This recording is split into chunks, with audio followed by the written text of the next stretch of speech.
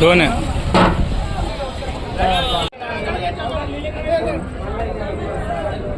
हे संपूर्ण गावकऱ्यांच्या वतीने इथे येणाऱ्या सर्व भाविक भक्तांना फ्रीमध्ये जेवण आहे आणि मी थोडंसंच घेतलं, मला लागेल तेवढं, पण इथे बऱ्याच काही क्वालिटी आहेत. कारण याच्यामध्ये सांबर आहे आणि राईस पण आहे आणि आपलं तुरीच्या डाळीचं पण वरण पण आहे. तिन्ही पण मिक्स आहेत आणि स्वीटमध्ये पण आहे आणि सगळ्या गोष्टीमध्ये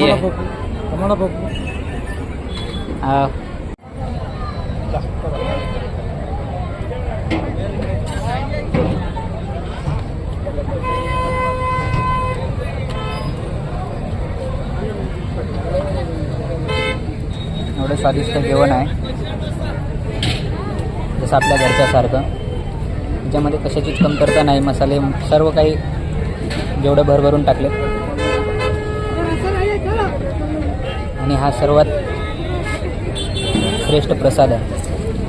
कारण साक्षात दत्त महाराज इथे भिक्षा मागतात आणि हा भिक्षेचा लाभ सर्व भक्त मंडळी घेतात. इथं आल्याच्या नंतर भिक्षा मागावीच लागते, कारण भिक्षा मागल्याशिवाय इथं खायला काही भेटत नाही.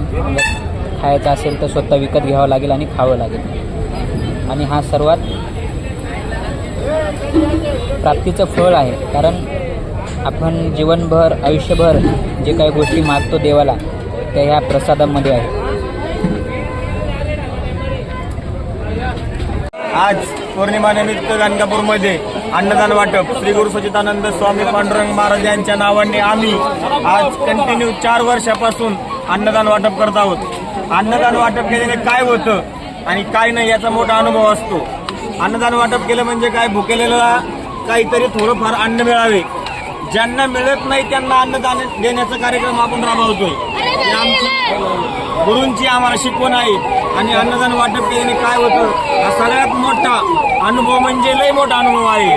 आणि अन्नदान कुठे करावे, फक्त गाणगापूर क्षेत्र कर्नाटकातच करावे अशी आमची जाहीर सगळ्या लोकांना आणि सगळ्या बंधूंना आणि सगळ्या महिला गुरुवर्ग सगळा जो असेल तो सगळा XYZ व्यक्तींना अशी आमची कळकळीची विनंती आहे.